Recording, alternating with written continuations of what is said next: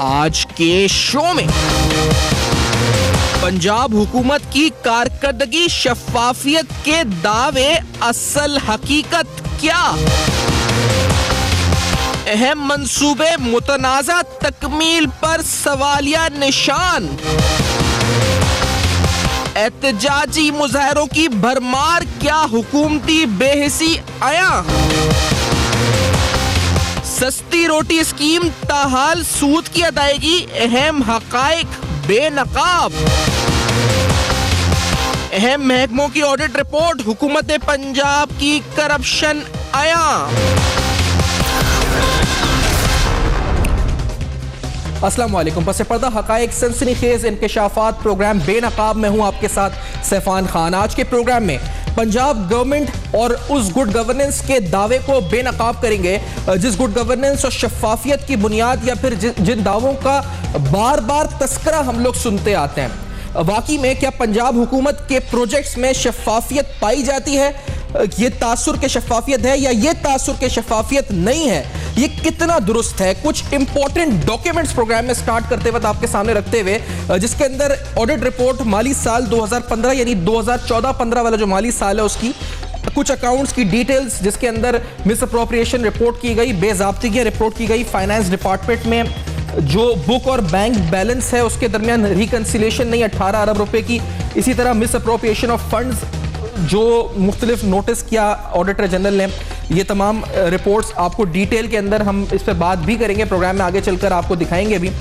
और इसके साथ साथ सवाबदीदी इख्तियारात के हवाले से, यानी वो डिस्क्रिशनरी फंड्स जिनके इस्तेमाल पर पाबंदी है, उस हवाले से क्या कोई चोर रास्ता यानी एक ऑल्टरनेट रास्ता तलाश किया गया है पंजाब गवर्नमेंट की तरफ से? ये पाबंदी है सरासर। क्या पंजाब हुकूमत ने ऐसा कोई रास्ता तलाश किया है? ये वो नोटिफिकेशन है जिसके तहत शहबाज शरीफ साहब खुद कन्वीनियर इस कमेटी के और इंडस्ट्री के मिनिस्टर्स मेंबर हैं और फाइनेंस मिनिस्टर इस मेंबर है इस कमेटी के, और मुख्तलिफ फंड्स के हवाले से ये इस चीज़ को ओवरसी करेंगे। तो अगर आप खुलासा समझें तो financial management of Punjab government, financial management of that government जिसकी गवर्नेंस के दावे, या फिर बार बार हम शहबाज के साथ सुनते हैं कि करप्शन साबित 1 रुपए की अगर हो जाए तो मैं इस्तीफा देने को तैयार हूं, मैं सियासत छोड़ने को तैयार हूं, जज्बाती नारे होते हैं। उसमें कितनी हकीकत है, आज उन नारों को बेनकाब करेंगे। कुछ इंपॉर्टेंट प्रोजेक्ट्स के बारे में बताता चलूं आपको। ऑरेंज लाइन मंसूबा 262 अरब या जितने 100 अरब तक पहुंच चुका है, इसके क्या पीछे हकायक हैं? और इसके साथ साथ कुछ अहम इंकशाफात पब्लिक अकाउंट कमेटी मीटिंग में हुए, और ये मीटिंग लास्ट 2 या 3 दिन पहले हुई, जिसके अंदर बताया गया कि सस्ती रोटी स्कीम जो पंजाब गवर्नमेंट ने लॉन्च की थी उस हवाले से सूद की अदायगी ताहाल जारी है। जी हां, हमारे पैसों से ताहाल जारी है। सस्ती रोटी स्कीम में जो सूद की अदायगी है वो ताहाल जारी है। इसी नोट पर मैं प्रोग्राम में 3-4 आपके सामने स्टोरीज रखी है। मैं इस ब्रेक के बाद आऊंगा तो डिटेल के अंदर पंजाब गवर्नमेंट दावे शहबाज शरीफ साहब के गुड गवर्नेंस के आज बेनकाब होंगे। अब तक पर देखते रहेगा हमारे साथ।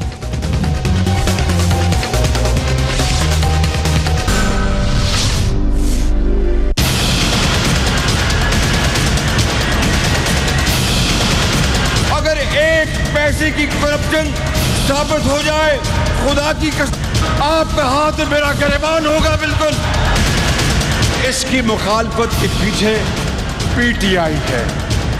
मैं आपको कहता था इसकी मुखालफत के पीछे क्यों लीग है। मैं आपको कहता था कि इसकी मुखालफत के पीछे कुछ और सियासी हाथ हैं। सुप्रीम कोर्ट में जो ऑरेंज लाइन की अपील हुकूमत पंजाब ने की है, उसमें कौन सी सियासी हुकूमत बाज़ाब्ता तौर पर पार्टी बनी?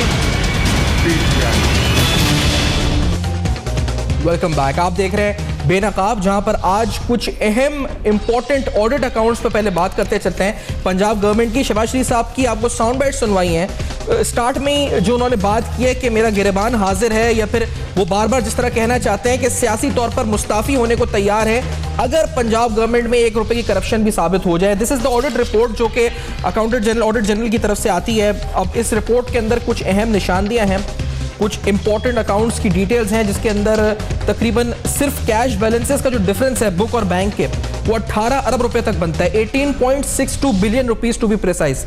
ये ऑडिट रिपोर्ट्स जो हैं इस पर मजीद बात करते हैं और इसके साथ कुछ और इंकशाफात अहम पंजाब गवर्नमेंट के हवाले से। प्रोग्राम में फयाजुल हसन चौहान साहब पाकिस्तान तहरीक इंसाफ से, आप क्यों तनकीद करते हैं पंजाब गवर्नमेंट पे, ये मैं इनसे पूछूंगा। मेरे साथ तारिक पीरजादा साहब सीनियर तज्ज़-ए-निगार प्रोग्राम में मौजूद हैं, इस वक्त खुलकर बोलते हैं, रचकर बोलते हैं। इनसे जानेंगे कि ये पंजाब गवर्नमेंट की परफॉर्मेंस को किस तरह देखते हैं। असद खरल साहब सीनियर तहकाती सहाफ़ी प्रोग्राम में मेरे साथ मौजूद होंगे और कुछ सवाबदीदी इख्तियार के हवाले से पंजाब गवर्नमेंट ने फैसले किए हैं, उस पर उनसे बात होगी। फयाजुल चौहान साहब, ये ऑडिट रिपोर्ट आपने यकीनी तौर पे ये डॉक्यूमेंट्स देखे हैं और ये इन डॉक्यूमेंट्स के अंदर कुछ इंपॉर्टेंट डिटेल्स लिखी हुई हैं। सर, ये हुआ क्या है, पंजाब गवर्नमेंट के किन किन अकाउंट्स की डिटेल्स हैं और कितने रुपए का ये माली बेज़ाब्तगी है, ये सारी जो मामला हुआ है। ये चौहान साहब। बिस्मिल्लाहिर्रहमानिर्रहीम। सिफान, पहली बात तो ये है कि आपको खराज तहसीन पेश करूँगा कि आपने नाम नहाद खादमे आला की और पिछले 8 साल पंजाब हुकूमत की करप्शन के ख़िलाफ़ ये प्रोग्राम रखा। मैं तो पिछले 4 साल से जो है वो बोल रहा हूँ हर टॉक शो के अंदर। मैं आपके सामने सिर्फ 2014 और 15 की ऑडिट रिपोर्ट जो भी आपने रखी है ना, मैं उसकी डिटेल आपके सामने रख देता हूँ।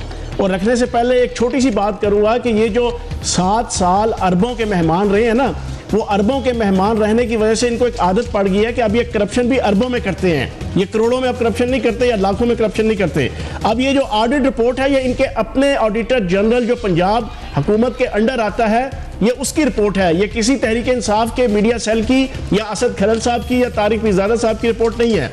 अब इस ऑडिट रिपोर्ट के मुताबिक अब सुने आप, इसका ऑडिट पैरा है 1.1.11 जी, जिसके मुताबिक 123 अरब रुपए के ऐसे घपले हैं कि वो 123 अरब रुपए की अमाउंट अकाउंटेंट जनरल के मशवरे के बगैर फाइनेंस डिपार्टमेंट ने खर्च किए हैं। और मैं आपके सामने एक असूल रख दूं, आपका जनाब APPM एक accounting policies and procedures manual है कि जो Pakistan audit and accounts order 1973 के तहत जो है वो जारी हुआ है पाकिस्तान में, उसके तहत और उसके जनाब पैरा 17.2.3.1 के मुताबिक कोई किसी किस्म की ट्रांजैक्शन भी फाइनेंशियल, कोई रियासत, कोई सूबा, कोई मरकज जो है वो अकाउंटेंट जनरल की मर्जी के बगैर उसका फाइनेंस डिपार्टमेंट नहीं कर सकता।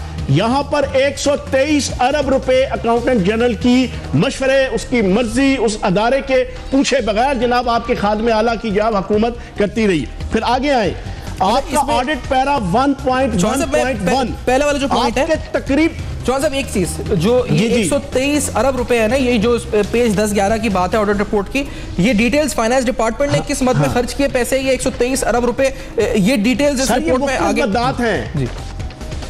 मैं आपको बताता हूं ना, ये मुख्तलिफ किस्म की मददात हैं। इसमें तकरीबन आपका जनाब जी ये 123 अरब रुपए हैं। एक में 91 अरब रुपया है, एक में 28 अरब रुपया है। ये 3 मुख्तलिफ मददात के अंदर इन्होंने किए, लेकिन इन्होंने वायलेशन की पाकिस्तान के कानून की, पाकिस्तान के आइन की। अब दूसरी चीज सुने, आपका पैरा 1.1.1 गैर मुल्की कर्जों की अदायगी में तकरीबन 62 अरब रुपए का घपला किया, 62 अरब रुपए का।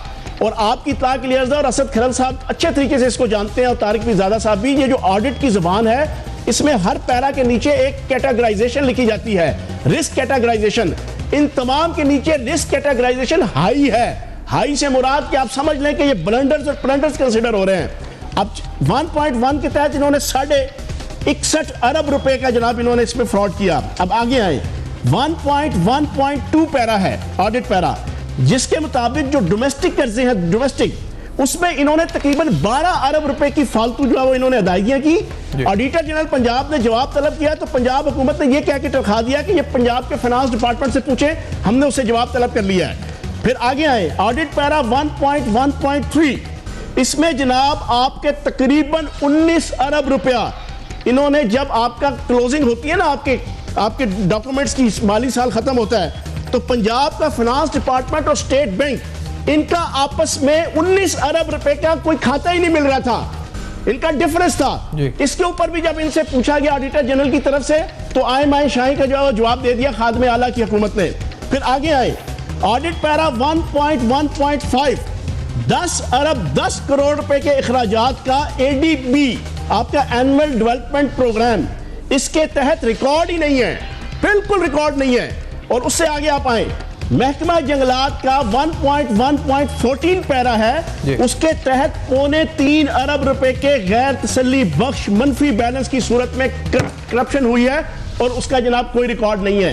ये मुख्तलिफ लंबी लिस्ट है, आप कहेंगे ना तो ये 2 घंटे लग जाएंगे इस ऑडिट पैरा के अंदर इनकी अरबों रुपए की करप्शन के। और फिर सबसे इंपॉर्टेंट चीज एक और मैं आपके सामने रख दूं। चौहान साहब 2-3 चीजें मैं मतलब इसको मजीद हम लोगों को समझाते हुए कि ये सारे जो ऑडिट पैराज हैं ये पब्लिक अकाउंट्स कमेटी में पेश हो चुके हैं या पेश होंगे, मतलब इसका जो प्रोसीजर होता है कि पीएसी में पेश होते हैं। आपको एक और दिलचस्प बात बता दूं, साहब इसको ऐड करते हैं, इतने खौफजदा हैं अकाउंटेबिलिटी से शरीफ बरादरान।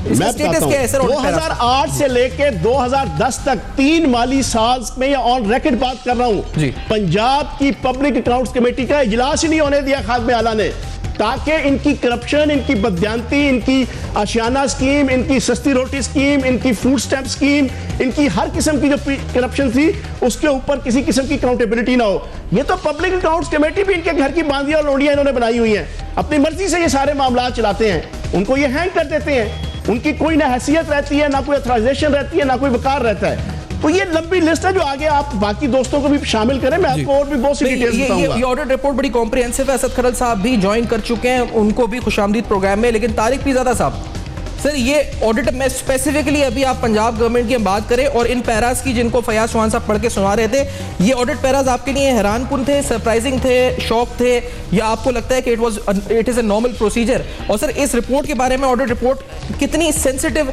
या इसको कितना सीरियसली लिया जाता है या लेना चाहिए इस वक्त गवर्नमेंट को? तारिक पीरज़ादा साहब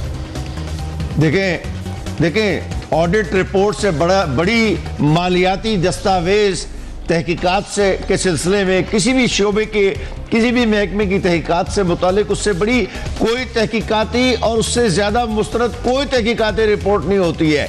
अगर किसी ने एतबार करना है तो इस रिपोर्ट पर करे 127 अरब रुपए की धांधली पर करे, और जो दर्जनों चीज़ें चौहान साहब ने गिनवाई हैं इस पर तो गिरफ्त मुकम्मल होनी चाहिए। मैं ये कहना चाहता हूँ, देखें नंदीपुर हो, इस्लामाबाद एयरपोर्ट हो, नीलम झीलम प्रोजेक्ट हो, ये रिपोर्ट जो इदारा है, जरा मैं बात मुकम्मल कर लूं। ये जो इदारा है सर, एजी ऑफिस है, तो साहब इसकी अहमियत क्या रह जाती है? हैसियत इदारा, इसकी एक इंडिपेंडेंट हैसियत, क्योंकि ये रिपोर्ट लिख रहा है और बता रहा है कि बेज़ाब्तगी हुई है, इसकी इंपॉर्टेंस क्या रह जाती है अगर वो निगलेक्ट हो जाती है बात? तो तारिक पीरज़ादा साहब, मैं इस बात को जरा वसी करके कहूँ आपको, आप अगर सुप्रीम कोर्ट के बयान देखें, पाकिस्तान की हाई कोर्टों के बयान देखें, तो तमाम जज और तमाम अदालतें ये कह रही हैं हम जो भी फैसला देते हैं हुकूमत उस पर अमल नहीं करती। इसी तरह ऑडिट रिपोर्ट है, इतनी बड़ी ऑडिट रिपोर्ट है, इस पर तो इस पंजाब की हुकूमत को मुस्ताफी हो जाना चाहिए था, लेकिन यहाँ तो कोई हिल के दे नहीं रहा है। उधर सूरत हाल ये है कि सोल साउथ कोरिया में 10 लाख लोग एक बड़ी ही दरमियानी दर्जे की करप्शन जिसे कहते हैं उसके ऊपर तकाजा कर रहे हैं कि वहाँ की जो सदर है, सदर पार्क, वो इस्तीफा दे दे। लोग घर नहीं जा रहे हैं और उसे क्या कहते हैं, तहरीक चल रही है। यहाँ सूरत हाल ये है कि करप्शन साबित है।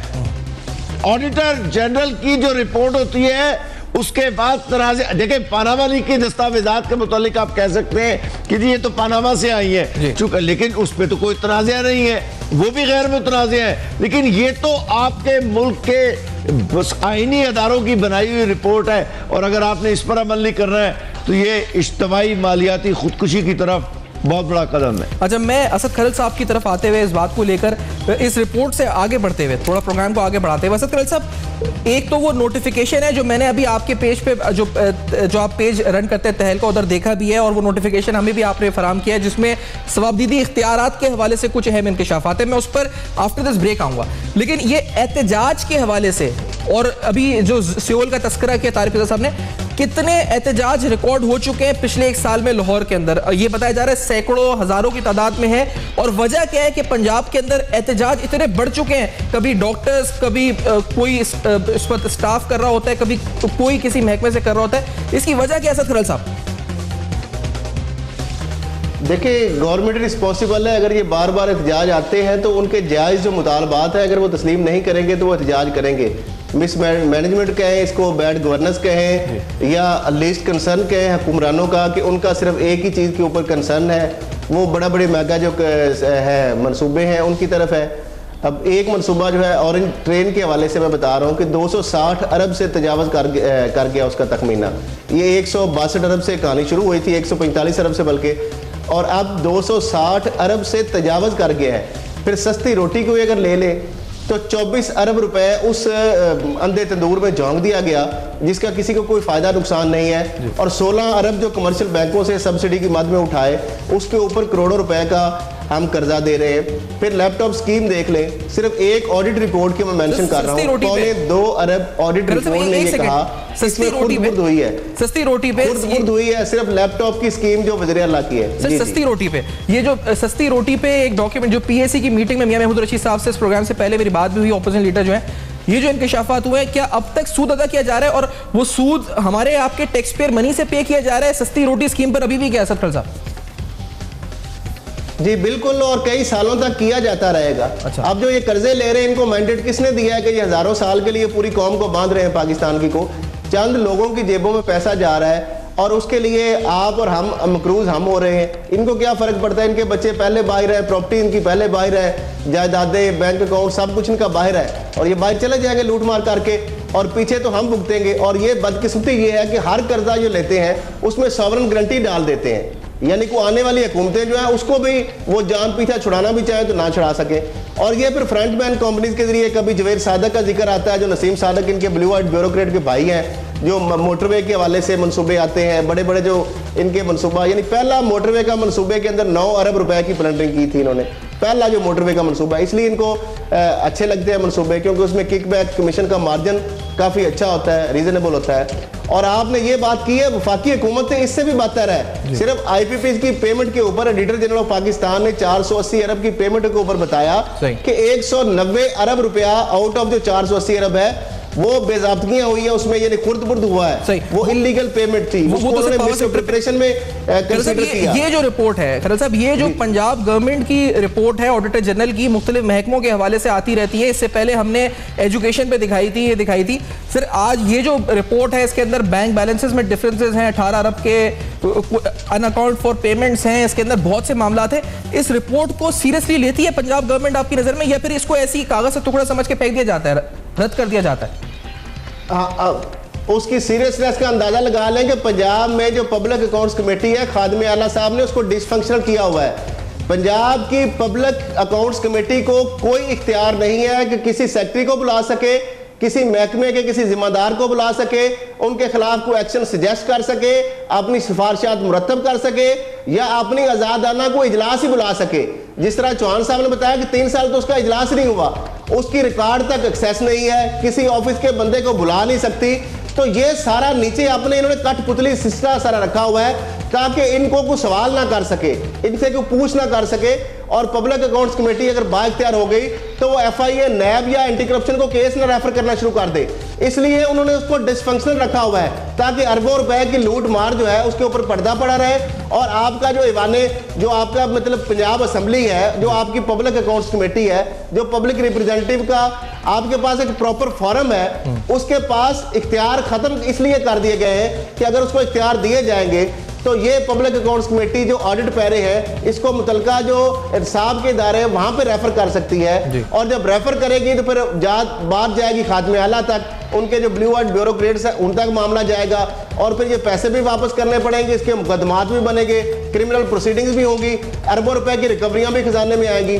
तो इसलिए इसको डिसफंक्शनल रखा गया है। पंजाब पब्लिक अकाउंट्स कमेटी बिल्कुल एक डिसफंक्शनल है, उसकी कोई उसको इख्तियार लेस है, यानी टूथलेस बिल्कुल बना के रख दिया गया है। जबकि दूसरी तरफ अगर आप वाकई पब्लिक एक अहम जमहूरी तो उसके पास लेकिन फयाज चौहान साहब आपकी तरफ इस पॉइंट को लाके मैं स्पेसिफिकली सर इस रिपोर्ट के ऊपर, क्योंकि जिस तरह अभी पब्लिक अकाउंट कमेटी की बात करी वो तो खुद डिसफंक्शनल है, अब पंजाब के अंदर ये माली बेज़ाब्तियां हो रही हैं, तो फयाज चौहान साहब ये आप मीडिया पे रेस कर रहे हैं, हम दिखा रहे हैं इस वक्त मीडिया पे सारे डॉक्यूमेंट्स, ऑडिट पैरास दिखा रहे हैं, होगा क्या इसके बाद? क्या आपको लगता है कि नैब पंजाब इस पर आके कुछ एक्शन खुद से ले? कौन इस पर एक्शन ले, खादिम आला या फिर पंजाब गवर्नमेंट? एक और बात सुन लो जरा दिल थाम के थोड़ा और भी सुन लेना। मैं भी 5 साल असेंबली के अंदर बैठा हूँ। असूल है वफाकी असेंबली का, कौमी का, सेनेट का और सूबाई असेंबलियों का, जो फाइनेंशियल ट्रांजैक्शन होगी वो आपके बजट सेशन में बजट पास होते हुए बाकायदा जनाब अप्रूव होगी, चाहे वो 1 रुपए की भी हुकूमत करेगी, 1 रुपए भी, ये पाकिस्तान का आइन कहता है। अब आप सुने, जो होती है ना आपकी अप्रूवल असेंबलियों से, उसको कहते हैं वोटेड ट्रांजैक्शन। जो होती है बगैर वोट लिए आपका वजीर आजम और वजीर आला अपनी डिस्क्रिप्शन इस्तेमाल करके, उसको कहते हैं चार्ज्ड। अब आपकी इत्तला के लिए अर्ज है, 2014 और 2015 के अंदर आपका तकरीबन 20 अरब रुपया हुकूमत ने अपने जिम्मेदारी हलकों को, जो ना जिम्मेदारों को सपोर्ट करने के लिए, आप वोटेड को एक साइड पर रख के असेंबली से बाला बाला खादमे आला साहब ने अपनी डिस्क्रिप्शन पे जनाब उसको मंजूर किया और खर्च किया तकरीबन 20 अरब रुपया।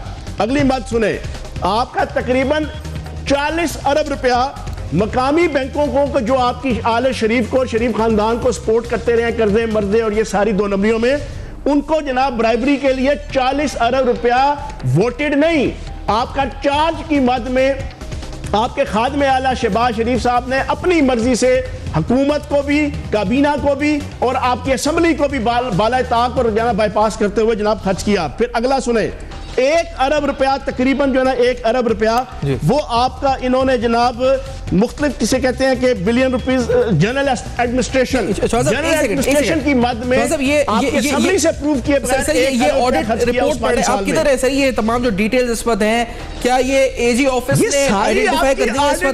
क्योंकि ये जो डेट की रिपोर्ट्स हैं, ये रिपोर्ट्स, ये मैं अपने जी सुने मैं बताता हूं, फिर अगली भी सुन ले एक मत और। तकरीबन 2.25 अरब रुपया वकीलों और अदलिया को ब्राइबरी करने के लिए, रिश्वत देने के लिए, वो भी जनाब असेंबली से प्रूव किए बगैर खादमे आला साहब ने 2014 और 2015 के अंदर जनाब खर्च कर दिया मेरे और आपके टैक्सों का पैसा। ये मैं आपको ऑफिशियल डॉक्यूमेंट, ऑडिटर जनरल की रिपोर्ट, उसके ऑडिट्स की रिपोर्ट, वो मैं आपके सामने उसकी डिटेल रख रहा हूं। जनाबे वाला करप्शन का आलम एक और सुन लें। ऑरेंज ट्रेन की बात की जनाब असद खरल साहब ने, पहले सर ऑडिट रिपोर्ट, एक सेकंड सर, मैं जो पूछना चाह रहा था, ये ऑडिट रिपोर्ट आप यहाँ पे हम पढ़ रहे हैं, ऑडिट रिपोर्ट के पैरास दिखा रहे हैं, इससे पहले भी दिखाए, लेकिन सर ये पब्लिक अकाउंट कमेटी डिसफंक्शनल है, देन व्हाट खरल साहब, देन व्हाट चौहान साहब, इसके बाद क्या होगा? यानी डिसफंक्शनल कमेटी है, मियां महमूद रशीद ऑपोजिशन लीडर है, वो कुछ कर नहीं सकते, कमेटी कुछ नहीं कर सकती, क्या नैब इस पे एक्टिव हो, नैब पंजाब एक्टिव हो, कौन एक्टिव हो? चौहान साहब, ठीक है, चोरों को हमने चौकीदार बना दिया है जी। अब जब ऊपर बैठे हैं चोर आपके जी, और उनको हमने रखवाले बना दिया है, तो वो अपने खिलाफ क्या एक्शन होने दें? नैब की आप बात करते हैं, जब आपके जो नैब के चेयरमैन किसने लगाने होते हैं? नैब के चेयरमैन लगाता है कौन जी? Nawaz Sharif sahab as a leader of the house, और लीडर ऑफ द अपोजिशन जो है खुर्शीद शाह। और बदकिस्मती इस मुल्क की देखें तो वो दोनों नैब के मुलजम हैं, यानी दोनों वो जो नैब के मुलजम हैं, नैबज़दा जो लोग हैं, वो अपने नैब के चेयरमैन को अपॉइंट कर रहे हैं। इससे बड़ी कोई बदकिस्मती इस मुल्क की हो सकती है? मुझे एक ब्रेक की तरफ जिसमें मुलजम जो नैब के हों, ठीक है, अपने इदारे का सरबराह जिसने उसके इन्वेस्टिगेशन करनी है, वो मुलजम लगा रहे हैं। मैं एक ब्रेक की तरफ बढ़ूंगा, और एक ब्रेक हमें लेना है, कमर्शियल ब्रेक। असद खरल थे, फयाज चौहान साहब, तारिक पीरजादा साहब, और ये सवाबदीदी इख्तियारात का जिक्र कुछ हद तक हुआ है, लेकिन सवाबदीदी इख्तियारात के हवाले से एक नोटिफिकेशन जो कोर्ट के बजाय जो डिसीजंस है, फैसला है कि आप नहीं इस्तेमाल कर सकते डिस्क्रिशनरी पावर्स को, क्या कोई रास्ता, चोर रास्ता निकाला गया उस सिलसिले में?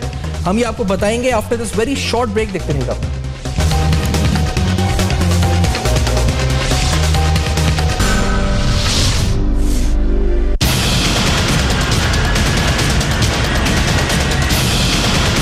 अगर एक पैसे की करप्शन साबित हो जाए, खुदा की कसम आपका हाथ मेरा गिरबान होगा बिल्कुल। इसकी मुखालफत के पीछे पीटीआई है। मैं आपको कहता था इसकी मुखालफत के पीछे क्यों लीग है।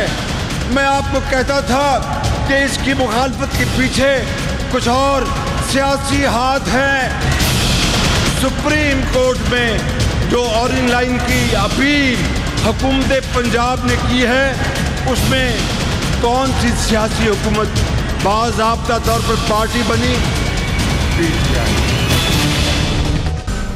Welcome back. आप देख रहे हैं बेनकाब पंजाब। गवर्नमेंट की कारकर्दगी पर सवालात उठ रहे हैं, अहम सवालात उठ रहे हैं। ऑडिट रिपोर्ट्स कह रही हैं, ऑफिशियल डॉक्यूमेंट्स कह रहे हैं। मियां शहबाज शरीफ साहब चीफ मिनिस्टर कहते हैं पंजाब के कि अगर करप्शन 1 रुपए की साबित हो जाए तो वो सियासत छोड़ने को, गिरबान अपना ऑफर करने को तैयार हैं। लेकिन इस पूरी सूरत हाल पर इस प्रोग्राम में हम गुफ्तगू कर रहे हैं। कुछ इंपॉर्टेंट डॉक्यूमेंट्स आपको इस पर दिखाते चलते हैं। ये नोटिफिकेशन 17 अक्टूबर 2016 का नोटिफिकेशन है। इस नोटिफिकेशन में क्या है, एक कमेटी का क़याम है जिसको हेड चीफ मिनिस्टर पंजाब खुद करेंगे और इसमें जो कन्वीनियर वो खुद होंगे, members minister of finance Punjab, minister for industries Punjab होंगे। और इसके TORs के अंदर इस कमेटी के ये the committee shell examine and decide upon all cases for supplementary grants on current side.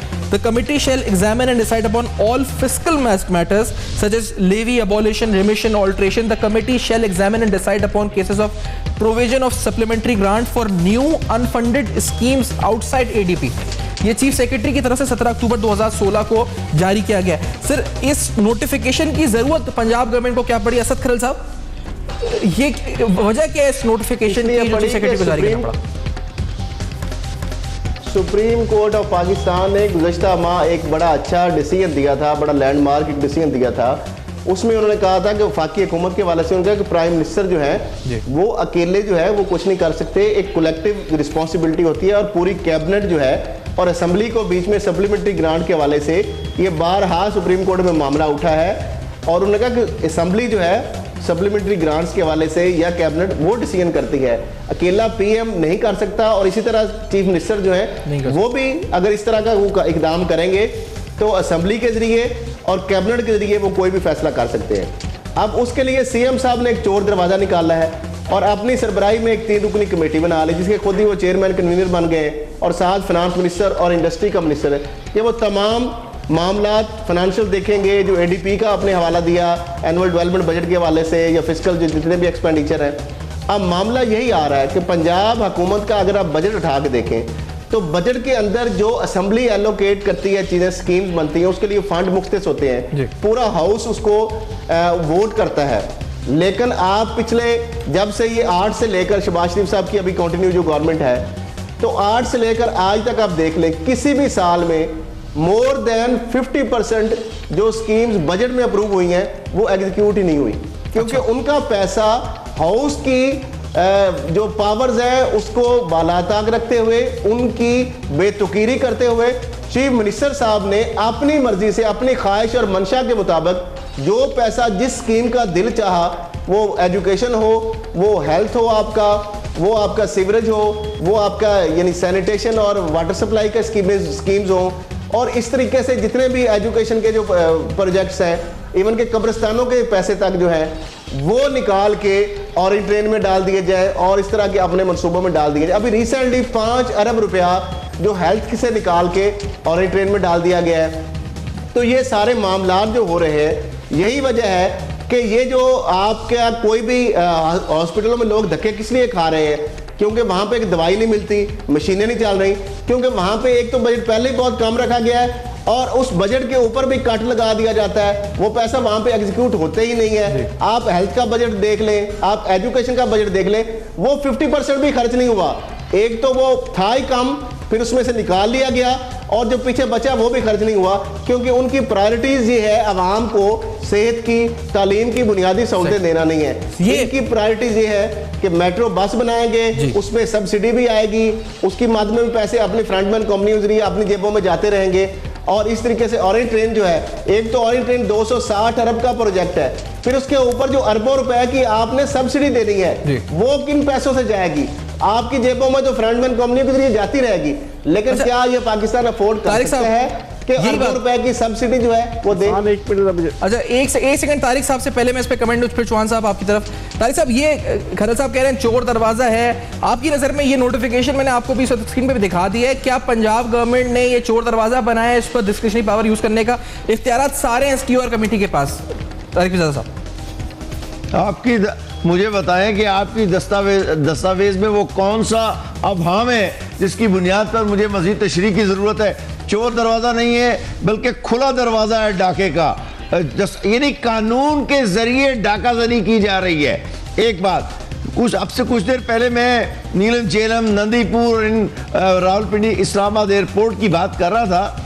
बहुत कम इस बात पे बहस होती है कि नवाज शरीफ की जब हुकूमत आती है तो तमाम जारी मंसूबों की जो मालियत है, उसके बजट है, जरा मेरी बात करने दें, उसकी कीमत दुगनी हो जाती है।